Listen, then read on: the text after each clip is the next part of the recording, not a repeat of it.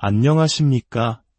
혼란스러운 시대를 살아가는 우리 모두에게 잠시 멈추어 생각할 시간을 드리는 지혜의 샘터입니다.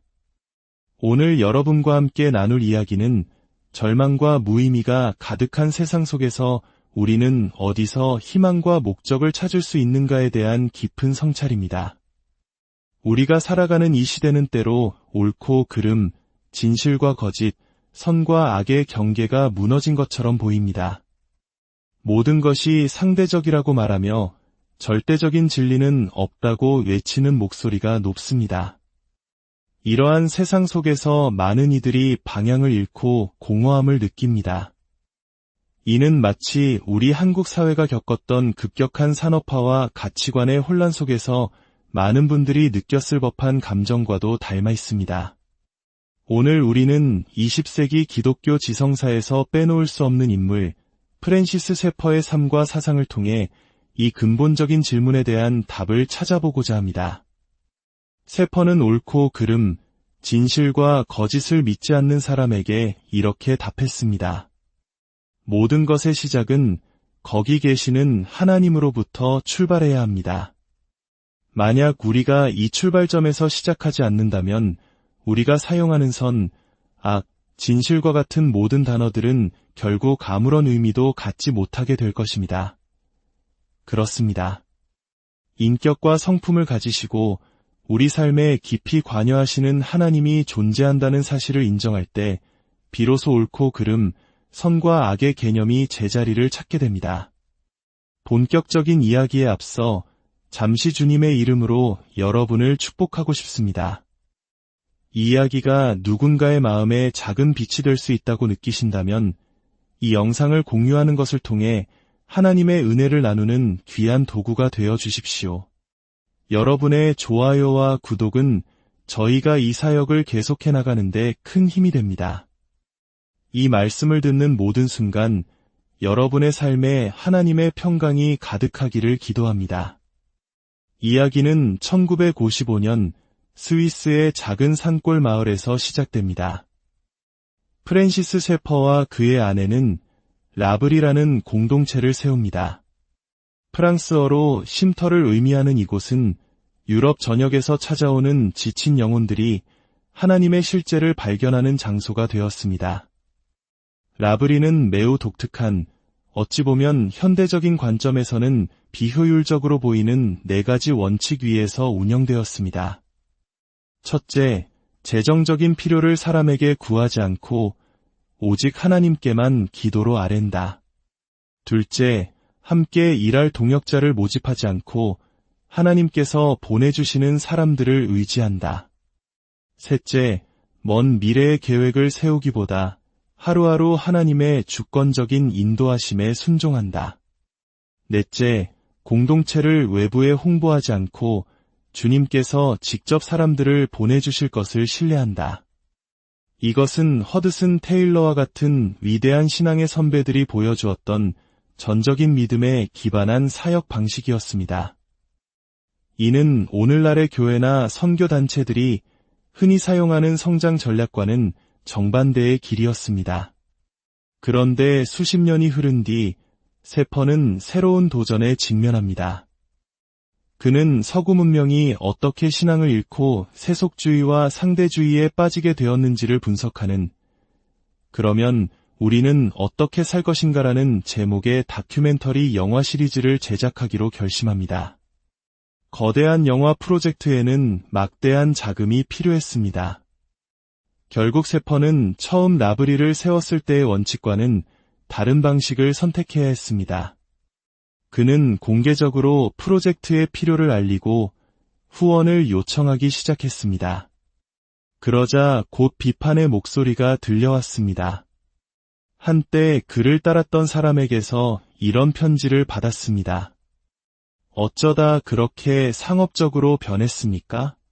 예전에는 숫자가 중요하지 않으며 하나님께서 광고 없이도 그의 백성을 보내주실 것이라고 말씀하지 않으셨습니까?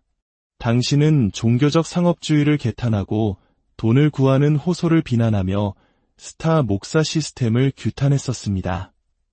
도대체 당신에게 무슨 일이 일어난 겁니까? 이것은 신념을 버렸다는 날카로운 질책이었습니다. 하지만 세퍼의 대답은 깊은 지혜를 담고 있었습니다. 그는 이렇게 답했습니다. 우리에게는 아무 일도 일어나지 않았습니다. 우리가 라브리를 세울 때 후원을 요청하지 않았던 원칙은 그것이 영적으로 더 우월한 방식이기 때문이라고 주장한 적이 없습니다. 그것은 단지 그 특정한 상황 속에서 하나님께서 우리에게 하라고 명하신 일이었습니다. 영화 시리즈는 다른 필요를 가진 완전히 다른 상황입니다.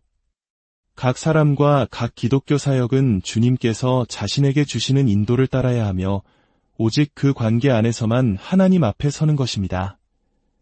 세퍼는 자신의 삶을 통해 한 가지 방법만이 절대적으로 옳다고 고집하지 않았습니다.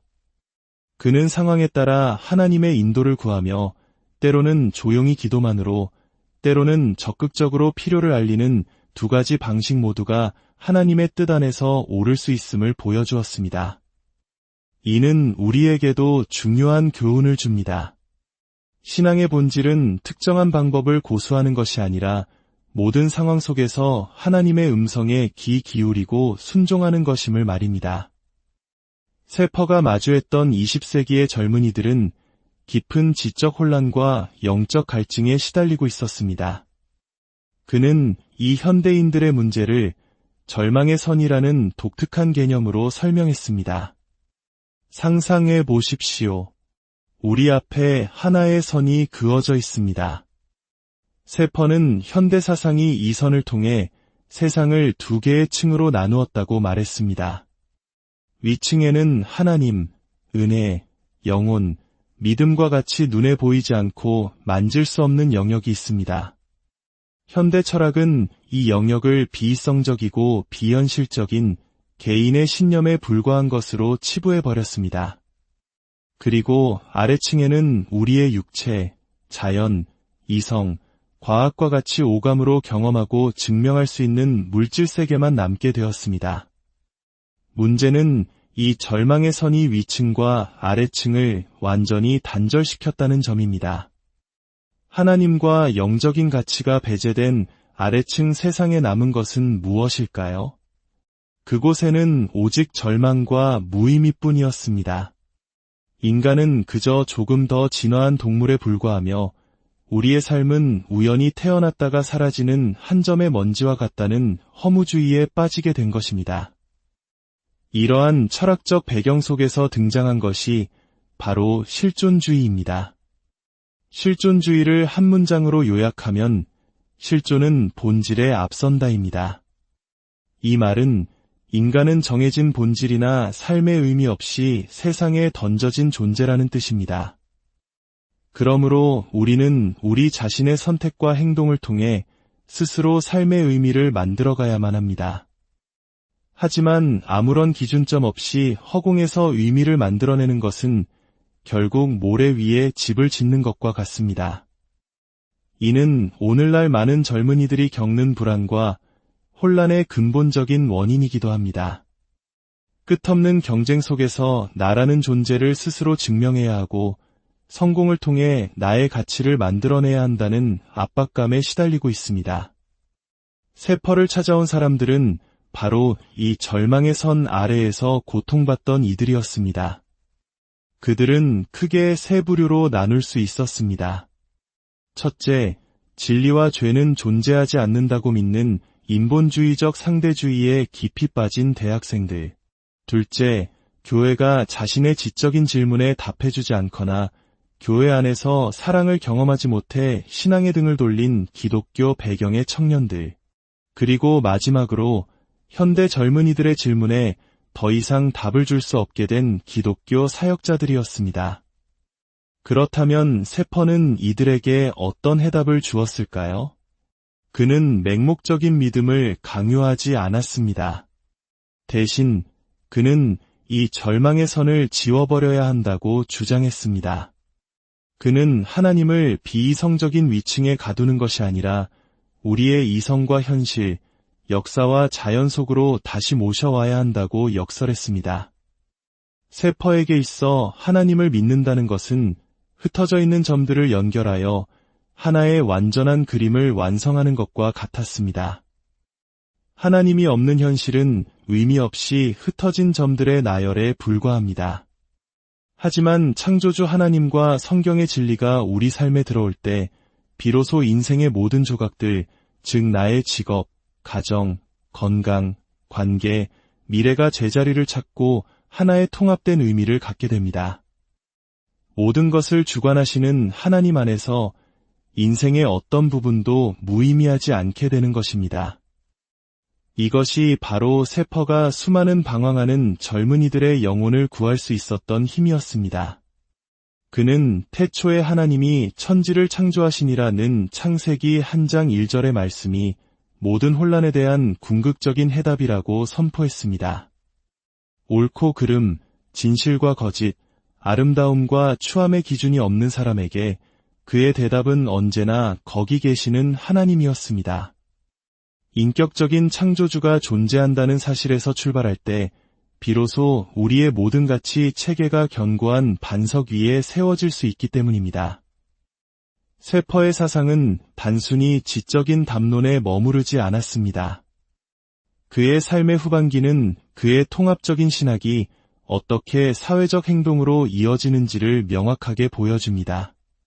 그는 서구 사회에 만연한 생명 경시 풍조, 특히 낙태 문제에 대해 깊이 고뇌했습니다. 그에게 이 문제는 단순히 정치적 이슈가 아니었습니다. 그것은 절망의 선이 만들어낸 비극적인 결과였습니다. 하나님을 인간 삶의 영역에서 추방했을 때 인간 생명의 존엄성마저 무너져 내린 것입니다. 세퍼는 하나님의 형상대로 창조된 인간의 생명은 태아 때부터 신성한 가치를 지닌다고 믿었고, 교회와 그리스도인들이 이 생명을 지키기 위해 적극적으로 나서야 한다고 주장했습니다. 그는 여기서 더 나아가 국가가 하나님의 법에 명백히 위배되는 악을 강요할 때 그리스도인들은 시민 불복종의 가능성까지 고려해야 한다고 말했습니다. 이는 정부를 하나님 위에 두는 것을 거부하는 신앙의 마지막 저항선이었습니다. 이러한 그의 주장은 우리 한국의 기독교 역사 속에서 불의한 권력에 맞서 싸웠던 신앙의 선배들의 모습을 떠올리게 합니다. 프랜시스 세퍼의 삶은 한 명의 사상가가 어떻게 시대의 아픔을 진단하고 성경적 진리로 그 해답을 제시하며 마침내 자신의 삶으로 그 신념을 살아냈는지를 보여주는 웅장한 서사와 같습니다. 그는 맹목적인 믿음과 차가운 이성 사이에서 길을 잃은 세대에게 믿음이란 우리의 삶 전체를 아우르는 합리적이고 통합적인 실체임을 증명해 보였습니다. 오늘 이 시대를 살아가는 우리에게 세퍼의 메시지는 여전히 깊은 울림을 줍니다. 세상이 아무리 상대주의와 허무주의를 외칠지라도 우리는 변치 않는 진리가 있음을 압니다. 바로 거기 계시는 하나님입니다. 그 하나님 안에서 우리의 삶은 흩어진 점이 아니라 그분의 위대한 계획 속에서 하나의 의미 있는 그림으로 완성되어 갑니다. 프랜시스 세퍼의 이야기가 여러분 각자의 삶 속에서 하나님이 어떻게 모든 것을 연결하고 의미를 부여하시는지 발견하는 계기가 되기를 소망합니다. 여러분의 직장 생활, 가정, 관계, 그리고 미래의 모든 계획 위에 하나님의 주권적인 인도하심이 함께하기를 기도합니다. 주님께서 당신을 축복하시고 지키시기를 원하며 주님께서 그의 얼굴을 당신에게 비추사 은혜 베푸시기를 원하며 주님께서 그 얼굴을 당신에게로 향하여 드사 평강 주시기를 원하노라. 아멘. 이 지혜의 말씀이 더 많은 이들에게 전해질 수 있도록 여러분의 자리에서 빛의 통로가 되어주시길 부탁드립니다. 감사합니다.